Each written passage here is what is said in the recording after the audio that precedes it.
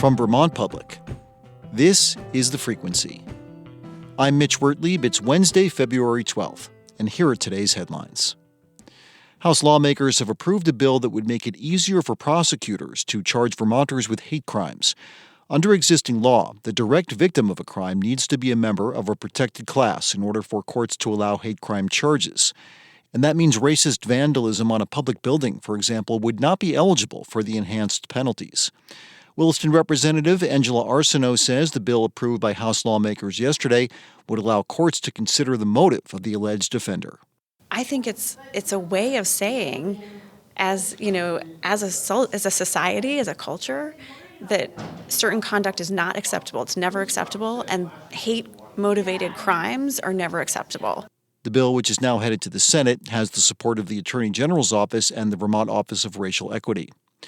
Attorney General Charity Clark and 21 other state attorneys general sued on Monday to block the National Institutes of Health's surprise slashing of billions of dollars in medical research around the country. Later in the day, a federal judge in Massachusetts temporarily blocked the cuts from taking effect, setting a hearing for later this month to settle whether they're legal. Attorney General Clark said in a statement that this attempt by the Trump administration to revoke already appropriated federal funding is, quote, another blatant example of his disregard for the separation of powers and the limits of presidential authority. Nursing staff at Northwestern Medical Center in St. Albans voted to form a union last week. It's the first staff union at the hospital and the latest in a series of healthcare worker unions popping up across the state in recent years.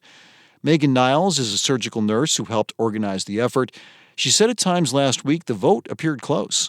Then we saw that there was more yeses at the end. That just like you could tell there was so many more yeses. And it was like everybody started getting excited and crying. And it was really cool to be part of that. The final tally was 72 in favor, 45 against. Bargaining will begin in the coming weeks. Niles says she's advocating for safe staffing ratios, transparency around pay, and consistent policies. The CEO and president of Blue Cross Blue Shield of Vermont has announced his retirement after 16 years in the role. Don George will step down at the end of this year, which in a letter to lawmakers he had previously described as a critical time for the healthcare system. In that January letter, George also wrote that Blue Cross Blue Shield member claims have spiked 17% per year.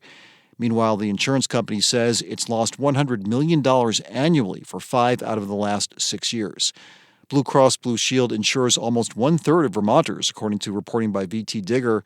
The Healthcare Insurance's board of directors says they plan to start the search for a new CEO soon.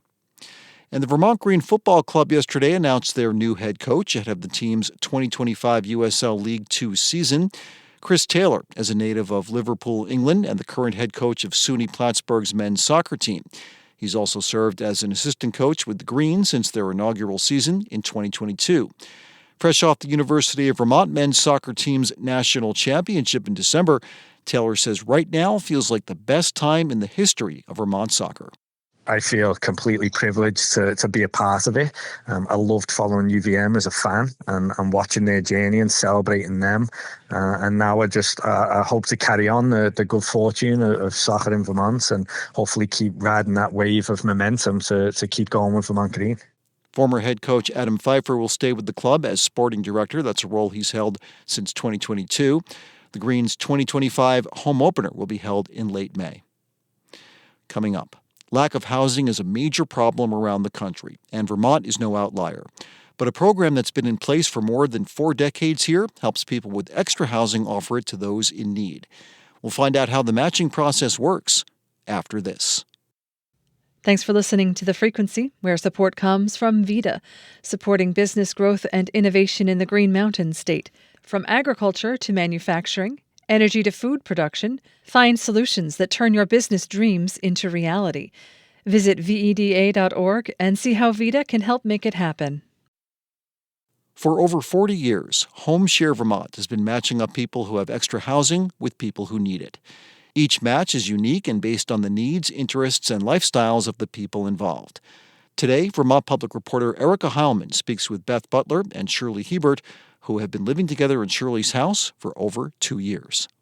The experience of looking for a job just got a lot easier. Cookies and hot chocolate, that's the best, right? Is why we chose cookies and hot chocolate. That's Beth Butler and Shirley Hebert. They are watching Wheel of Fortune after dinner in Shirley's living room in Essex Center. Beth is in her mid-50s and Shirley is rounding on 100. Shirley has been living alone since her second husband died in 2005.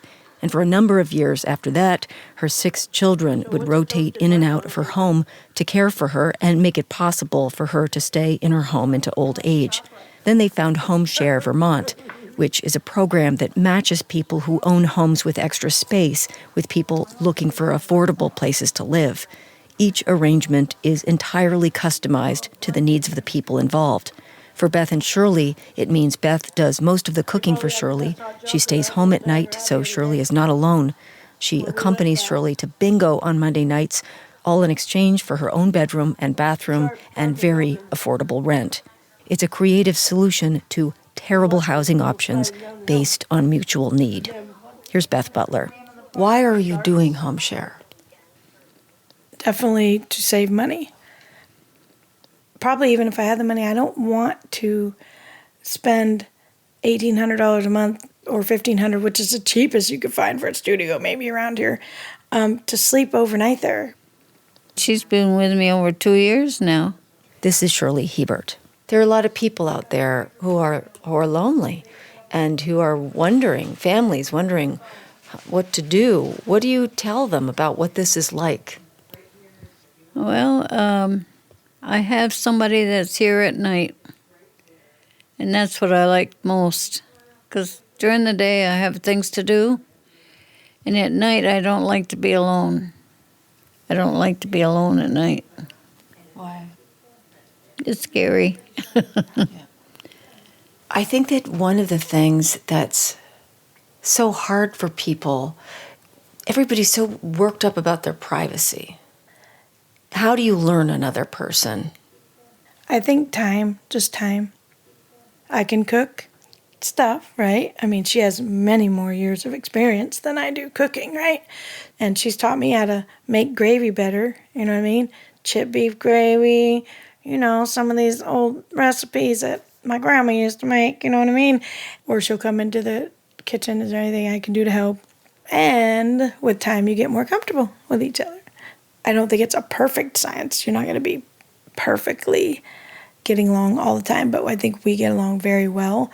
And when it comes to the thermostat, she likes it at least 74. Me, I would like it just like at 68. But sometimes when she's not looking at nighttime after she goes to bed and she's under her covers, then I'll put it to 68 or 70 because that's good for menopausal women. And then I forget to turn it back up in the morning. And so a few times I get in trouble. And she cooks for me, and she's learning how to cook my way.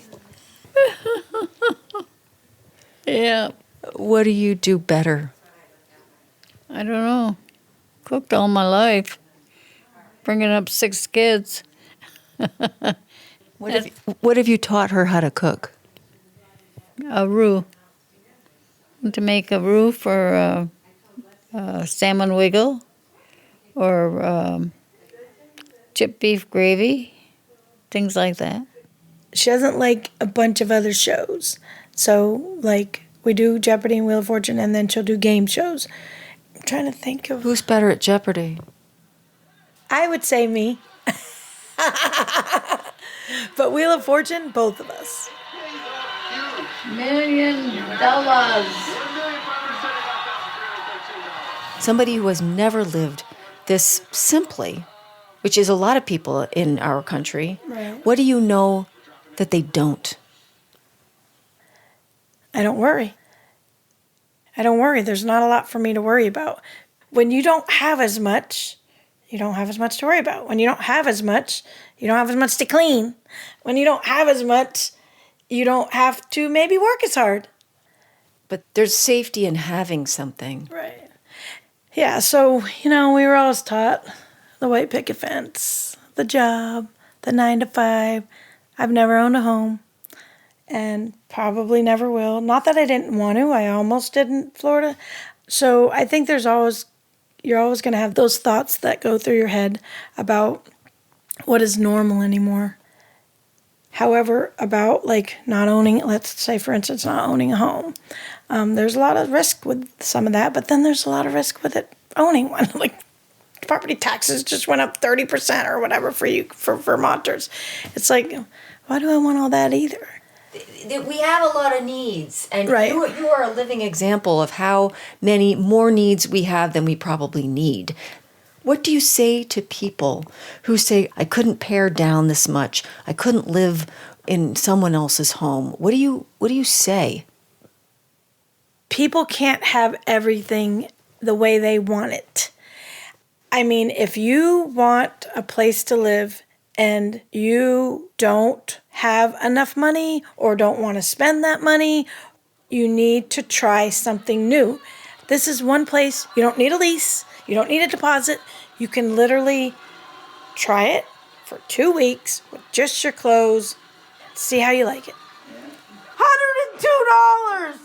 $102 is all it took off. This guy's so lucky. I'm Erica Heilman with Vermont Public.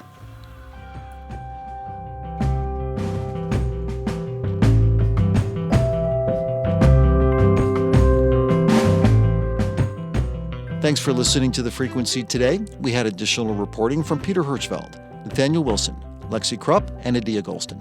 Our executive producer is Kevin Trevelyan, and our music is by Blue Dot Sessions. I'm Mitch Wertlieb. Talk to you tomorrow.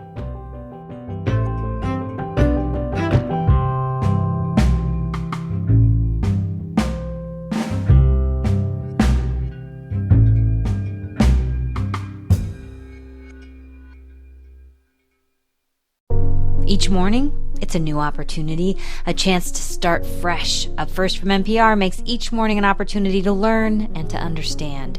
Choose to join the world every morning with Up First, a podcast that hands you everything going on across the globe and down the street, all in 15 minutes or less. Start your day informed and anew with Up First by subscribing wherever you get your podcasts.